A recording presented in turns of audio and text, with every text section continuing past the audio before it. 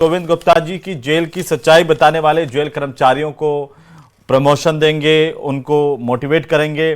क्या मायने समझे हम इसके कि डीजी जेल को जेलर पर भरोसा नहीं है, जो ऊपर के सुपरिटेंडेंट है उन पर भरोसा नहीं है, या फिर सरकार एक अपराधियों का जो जेल प्रबंधन के साथ नेक्सस है वो तोड़ नहीं पा रही है, या अपराधी बेलगाम हो रहे हैं? कैसे देखें हम इसे? किसी पे भरोसा नहीं। डीजी जेल को अपने आप में ही भरोसा नहीं है।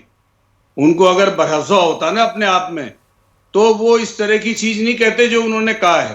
क्या ये संभव है कि अंदर की सूचनाएं कोई सिपाही लाके दे देगा और उसको इनाम दे देंगे ये गोपनीय तौर पर कि भाई इसका प्रमोशन क्यों हुआ है, और अंदर की सूचना वो बाहर लाके दे देगा? क्या अजीब सी बात की है।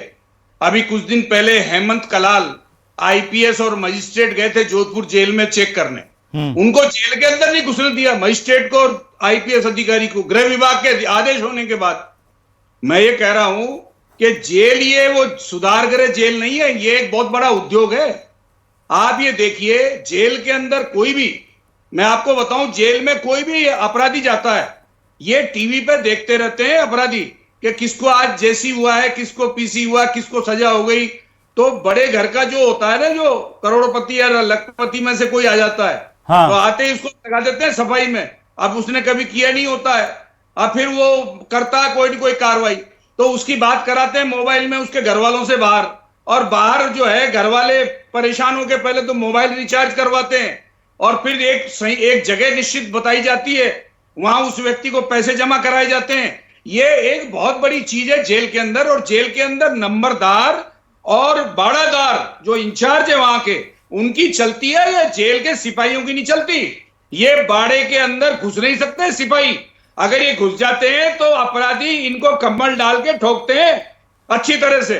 तो ये कहना, और ये जो कार्रवाई कर रहे हैं ना, नीचे निम्न श्रेणी के कर्मचारियों को ये सस्पेंड कर देते हैं। मुझे दुख होता है कि ये राजस्थान में पहली बार है कि 4 बार तो मुख्यमंत्री को धमकी दे दी और अब मुख्यमंत्री को धमकी दे दी। अच्छा, वो धमकी दे रहे हैं जो जेल में मौजूद हैं, और उनका ये कुछ नहीं बिगाड़ पा रहे। क्यों? क्योंकि वो आजीवन कारावास की सजा, किसी को 10 साल की सजा है।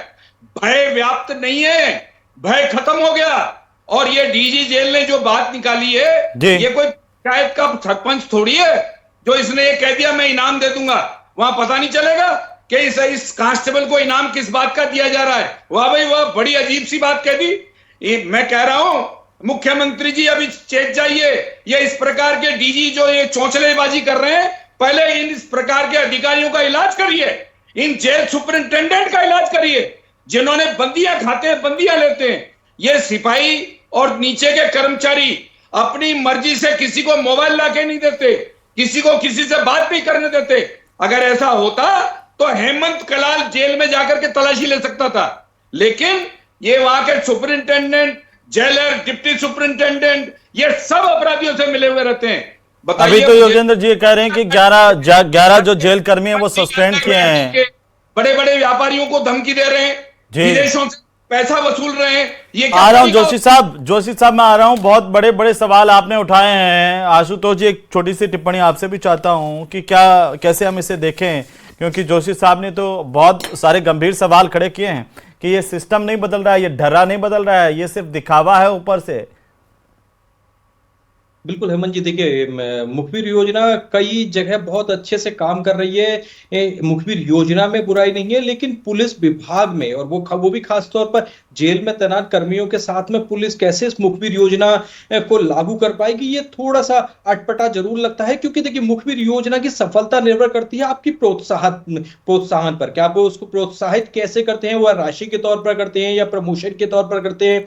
तो निश्चित तौर पर जो जोशी साहब ने जो सवाल उठाए कि अगर किसी पुलिसकर्मी को इनाम मिलेगा, चाहे वो फाइनेंशियल एड के तौर पर हो, चाहे प्रमोशन के तौर पर हो, तो निश्चित तौर पर डिपार्टमेंट के अंदर भी लोगों को पता चलेगा कि कौन इस मुखबिर योजना में शामिल हो रहे हैं। तो ऐसे में निश्चित तौर पर जो सवाल जोशी साहब ने उठाए हैं वो प्रैक्टिकल है कि प्रैक्टिकली क्या इसको आदेश तो जारी कर दिया डीजी जेल ने, लेकिन क्या ग्राउंड पर इसको इंप्लीमेंट किया जा सकता है, निश्चित तौर पर ये देखने वाली बात है। और क्योंकि प्रैक्टिकली मुझे भी लगता है कि शायद इसको धरातल पर उतारा नहीं जा सकता है। हेमंत जी, बिल्कुल, लेकिन लगातार देखिए ये बहुत गंभीर है। सरकार के लिए भी इस नेक्सस को तोड़ना सिर्फ दावे नहीं है। सोमानी साहब, मैं आपके पास आता हूं, उससे पहले हमारे साथ एक और खास मेहमान जुड़ चुके हैं, परिचय उनका भी करवा दूं। कांग्रेस पार्टी के प्रवक्ता हमारे साथ जुड़ चुके हैं, आरसी चौधरी जी। चौधरी साहब, आपका भी बहुत स्वागत है। एक टिप्पणी आपकी चाहता हूं इस पर। डीजी जेल गोविंद गुप्ता, उन्होंने आदेश निकाला है कि जेल कर्मी जो हैं, जो जेल प्रहरी जो हैं, वो ला करके जेल के भीतर की सूचनाएं देंगे, और इस तरह से जो जेल और जेल प्रबंधन और अपराधियों के बीच में जो नेक्सस चल रहा है उसको तोड़ने का काम सरकार करेगी।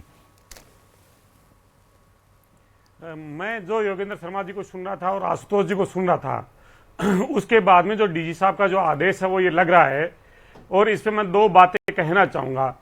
सरकार ही जब दलाली करे, ईमान कहां से आएगा? हर सिक्के पे बोली लगे तो इंसाफ कहां से आएगा? लिखे जो कानून खुद चोरों के हाथों, भ्रष्टाचार की पर्ची राजस्थान की यादगार रहेगी। रिश्वत के सिक्कों से हुकूमत चले तो इंसाफ भी नीलाम होगा और बेगुनाह भी सजा पाएगा। डीजी साहब ने जो आदेश निकाला, अपने महकमे पे अगर जो ऑनेस्ट जो लोग हैं उन्हें प्रोत्साहित करने के और बहुत से तरीके होते हैं। क्या उनकी अकाउंटेबिलिटी तय नहीं होनी चाहिए? जवाबदेही तय नहीं होनी चाहिए? सरकार किस लिए देती है? क्या अधिकारियों की बिना मिली भगत के ये गिरोह और संगठन चल सकता है? क्या सरकार की बिना मंशा के पैरेलल में ये सरकारें चल सकती हैं? आप और हम सब ने देखा कि राजस्थान के अंदर गैंगवार की घटनाएं हुई और गैंगिस्टरों के इनकाउंटर भी हुए, तो वो राजनेताओं के इशारे पे हुए। लग रहा है कि जो राजस्थान पूरे देश के अंदर शांति का पर्याय कहलाता था, अब वो यूपी और बिहार की राह पे चल पड़ा है। और डबल इंजन की सरकार में ये वाक्य यहां पे घटित हुए हैं, जहां पे संदिग्ध अपराधी जेल की सलाखों के पीछे से प्रेस को ऑडियो भेजते हैं, एप्स के ऊपर उनसे प्रेस वार्ता करते हैं, और लगातार तमाम जो सुविधाएं हैं वो जेल के अंदर बैठ के और सत्ता के विरोधियों को जो धमकियां देते हैं। इसलिए लगता है कि राजस्थान के अंदर अब न्याय बड़ा मुश्किल हो जाएगा। जी, लेकिन ये जो जेल प्रहरी थे फर्जी वाले जो पकड़े जा रहे हैं, वो तो आप ही ने लगाए थे चौधरी साहब, आप ही के शासन में लगे हुए हैं। हेमंत जी, मैं आपका साधुवाद करना चाहूंगा कि आपने हर व्यक्ति को उसकी जवाबदेही याद दिलाते हैं। जो 2018 से लेकर 23 तक जो भर्तियां हुई, और जब राजस्थान की विधानसभा में कांग्रेस की सरकार थी, तब नेता प्रतिपक्ष गुलाब चंद जी कटारिया होते थे। उन्होंने कहा था कि 13 से लेकर 18 तक जब व्हाट्सएप के द्वारा और व्हाट्सएप ग्रुप पुलिस के सब इंस्पेक्टर का बन गया, जिस एसआई भर्ती लीक में पेपर लीक हुआ और हाई कोर्ट ने उन्हें जिलों में भेजने से मना किया, लेकिन इस भारतीय जनता पार्टी की भ्रष्ट पर्ची सरकार ने उन्हें जिलों में पदस्थापित कर दिया। लेकिन लगाया किसने, ऐसा ही बनाया किसने? चौधरी साहब और गुलाब चंद कटारिया की आगे की पंक्तियां भी याद कर लीजिए। वो रो पड़े थे और दुखी होके आपकी सरकार से गुजारिश की थी कि देखिए कांग्रेस की सरकार है, इस वक्त अगर आप ये नेक्सस नहीं तोड़ेंगे तो राजस्थान के लाखों युवाओं के साथ अन्याय होगा। आप कोचिंग सेंटर्स पर कार्रवाई कीजिए, आप पेपर माफिया को तोड़िए, वरना ये जमाना आपको माफ नहीं करेगा। ये शब्द भी गुलाब चंद जी के सदन में। हाँ हेमंत जी, मैं जवाब देना हाँ हेमंत जी, मुझे उनके जो आंसू बहे थे, हाँ। वो राजस्थान की 8 करोड़ जनता जानती है। तो आपने तो कोई कार्रवाई चौधरी साहब नहीं की थी ना? हम जानते, प्लीज मुझे अवसर तो दीजिए प्लीज। हाँ। सर अवसर दीजिए। देर से मैं ये कहना चाहूंगा 13 से 18 तक जब पेपर लीक होते थे, मीडिया आवाज उठाता था, तमाम सब चीजें होती थी, सरकार ने कभी इस बात को माना नहीं, कोर्ट को इंटरवीन करना पड़ा। लेकिन हमारे शासनकाल में अगर एंटी चीटिंग एक्ट लेके आए तो कांग्रेस की सरकार लेके आई, और जब संसद सदन में लेके आई थी तब भारतीय जनता पार्टी के नेता कहते थे इतने सख्त कानून की जरूरत क्या, और ये कहते थे बड़े मगरमच्छ हैं, बड़े गिरोह हैं। मैं आज पूछना चाहता हूं, 1.5 साल बीत गए, जब मंत्रियों के नाम लेते थे, अधीनस्थ बोर्ड के चेयरमैनों के नाम लेते थे, सीएम के ओएसडी के नाम लेते थे, और तमाम सब चीजें कह रहे थे। अगर उन्हें जेल की सलाखों के पीछे नहीं भेजा, इसका मतलब आपने राजनीतिक सियासत की है, राजनीतिक सियासत की है, और राजनीतिक सियासतों के लिए राजस्थान के युवा को गुमराह किया है। और आज वही संदिग्ध गिरोह है, वो जेल की सलाखों के पीछे से चल रहे हैं। ठीक है, सोमानी साहब जवाब दीजिए। देखिए, मुख्यमंत्री को, सूबे के मुखिया को 4 बार जेल से धमकी देने का दुस्साहस अपराधियों ने किया है, और अब डीजी जेल कह रहे हैं कि जो जेल कर्मी हैं उनको वे प्रोत्साहन योजना चला करके जेल के भीतर जो खराब हो रहा है उसकी जानकारी ले लेंगे। अब सवाल जोशी साहब ने भी उठाए कि क्या आपको अपने जेलर पर भरोसा नहीं है? अगर जेलर वहां पर जिम्मेदार है तो उसको हटाइए ना। क्या आपको जेल के सुपरिटेंडेंट पर भरोसा नहीं है? अगर वो जिम्मेदार है तो उसको हटाइए। ना केवल सीएम को बल्कि डिप्टी सीएम को भी जेल के भीतर से धमकियां मिल रही है। हेमंत जी, मैंने बहुत धैर्य से इनको सुना है। मेरा भी आपसे ये अनुरोध है कि आप भी मेरी बात को सुने। मैं ये कहना चाहूंगा कि माननीय मुख्यमंत्री बजरंगलाल शर्मा जी स्पष्ट रूप से कह चुके हैं कि मजिस्ट्रेट और संबंधित जिलों के एसपी जो है जेल का एक बार वहां जाएं और उस पर अवलोकन करें कि वहां की स्थिति क्या है। पहली बात ये। दूसरी बात ये कहना चाहूंगा कि 2024 में जब 30 मार्च को, 30 अगस्त को और जो 12 जुलाई को विभिन्न जेलों में, उदयपुर जेल में, जोधपुर जेल में और जयपुर जेल में जहां जहां सर्च अभियान चला, तो माननीय मुख्यमंत्री बजरंगलाल शर्मा जी ने जब शपथ ली उसके बाद से लगातार जेलों में अभियान चल रहा है। और ये अभियान के चलने के कारण ही वहां पर जो अंदर कैदी हैं वो कई तरह से बोगला के और नाना प्रकार से जो फोन कर रहे हैं, तो पुलिस की मुस्तैदी है। मैं आपको सुनिए चौधरी जी, मैं बात बोल रहा हूं पूरी आपको। और जहां जहां है जो अभियान चलाया उसमें चाहे 22 मोबाइल मिले, चाहे पुड़िया मिली और उसके खिलाफ कार्रवाई की गई। और वर्तमान में जो डीजी जेल ने जो आदेश दिए, माननीय मुख्यमंत्री जी ने जब इसकी समीक्षा बैठक की और उसके बाद जो आदेश जारी हुए हैं कि उस आदेश के अनुसार हर जेलों के निरीक्षण और निरीक्षण के साथ साथ मुख्य प्रहरी और प्रहरी जहां भी ये प्रतिबंधित सामग्री जो अंदर जाती है, तो हर जेल में हर पोस्ट का, पद का एक अपना दायित्व है कि प्रहरी और मुख्य प्रहरी के माध्यम से अगर इस तरह की सीमें जा रही है। और आप बताइए कि जहां जहां जिसकी जानकारी दी गई कि जो जेल है, जेल में एक मेल नर्स था, मेल नर्स ने जानकारी दी कि प्रहरी के माध्यम से सिम अंदर गई है, तो उसको बर्खास्त किया गया, बर्खास्त की कार्रवाई कर दी गई, सेवा से बाहर कर दिया गया। और बार बार जब चौधरी जी जब न्यूज 18 के माध्यम से मैं कई बार डिबेट देखता हूं तो ये डिबेट में कई शेरो शायरी सुनाते हैं। मैं एक बात कहना चाहता हूं कि कहीं ना कहीं जब माननीय मुख्यमंत्री बजरंगलाल शर्मा जी सख्त एक्शन ले रहे हैं और डबल इंजन सरकार जो काम कर रही है, तो आप ये मान के ये तो शेरो शायरी से ही काम चला रहे हैं। अपराधी तो ये गाथा गाने से कोई मतलब नहीं। इन्होंने ये नहीं बताया हमने किया क्या। अरे क्या तुम्हारे मुख्यमंत्री को 4 बार धमकी मिली है कर दी और 11 तमाम अंदर से प्रेस वार्ताएं हो रही है, गैंगवार की घटनाएं हो रही है और ये तमाम चीजें भाजपा शासन के दौरान होती है। और आप यहाँ पे 40 कांग्रेस को तो बोलने का अधिकार नहीं है। बताइए सरकार जो एक अपराध का संगठित और भ्रष्टाचार का जो काम करने का कर रही है, यही वो आदेश है। क्या वजह है कि आपको कर्मचारियों को जेल से छुड़ा के ले गए अपराधियों? अरे किसकी बातें कर रहे हो आप? पता नहीं, जानते नहीं। आपको पता नहीं क्या हुआ था? कुछ भी आपको पता नहीं कि बीकानेर जेल में कानून हत्याकांड कब हुआ था? आपको ये पता नहीं कि ये लॉरेंस बिश्नोई ने किस जगह से प्रेस वार्ता की थी? अरे ऐसी बातें कर रहे हैं आप। राजस्थान को यूपी और बिहार मत बनाइए, यूपी और बिहार मत बनाइए। अपराधी किसी का नहीं होता। कांग्रेस का जो है जो भ्रष्टाचार है, उस भ्रष्टाचार का अखंड जो डूबा उसको साफ करने में समय लग रहा है। और जो बार बार आप देखिए, मैं कहना चाहूंगा मैंने सरकार की भ्रष्टाचारी को उजागर किया। कांग्रेस मैं कह रहा हूं कि किस चीज का इनाम कौन तय करेगा? जवाबदेही कौन तय करेगा अधिकारियों की? ठीक है हेमंत जी, मैं एक बात कहना अभी जोशी साहब कह रहे थे हमारे साथ। भाई देखिए, बीजेपी के प्रवक्ता के पास में गुणगान चालीसा पढ़ रहे मुख्यमंत्री का। नहीं, सत्य एक बता रहे हैं। पहलू ही नहीं है इनके पास में जो आपके पास बोलने के लिए जेल के अंदर कोई लागू किया हो इन्होंने। ये कह रहे हमने वहां पे रेड मारी, वहां पे हमने किया। ये तुम्हारी जवाबदेही है कि तुम्हें एक काम होना चाहिए। जेलों की हालत उदाहरण दे रहे हैं, 3 जेलों में हम गए। जेलों में अगर ये फोन से धमकी जेल से लेके अपराध की परवरिश सरकारें चला रही है। भाजपा सरकार लोगों को इमीडिएट गिरफ्तार, भाजपा सरकार अपराध की परवरिश सरकार चला रही है। किया गया है संगठित अपराध और जेल को जाके देखे आप जेल के हालात आपको पता है किस तरह से।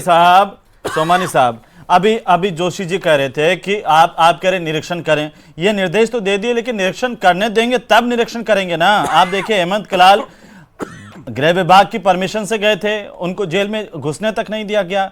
तो आपको अगर हटाना है तो ऊपर से कार्रवाई कीजिए ना। नीचे के जेल प्रहरी वो तो आधे खुद आप भी की रिपोर्ट्स कह रही हैं कि आधे से ज्यादा जो फर्जीवाड़े से लगे हुए हैं। आप अधिकारियों को तो पाबंद कीजिए, वही अधिकारी लगे हुए हैं ज्यादातर। जो ये सवाल बार बार आता है कि कांग्रेस राज में जो अधिकारी लगे थे वही अधिकारी पूरा प्रदेश चला रहे हैं, तो बदलाव कैसे होगा सर? हेमंत जी, अधिकारी चाहे कांग्रेस सरकार का बीजेपी सरकार का नहीं होता, अधिकारी तो अधिकारी अपनी नौकरी करेंगे और ये कोई उद्देश्य नहीं है जैसे कांग्रेस सरकार में हुआ करता था कि मनचाहे अधिकारी को जहां पोस्टिंग कर दिया गया और वहां अपने हित के काम करवा लिए गए सरकार द्वारा। ऐसा यहां नहीं है, जो अधिकारी जहां मौजूद है वहीं काम करेंगे, कर्तव्य निष्ठा से काम करेंगे।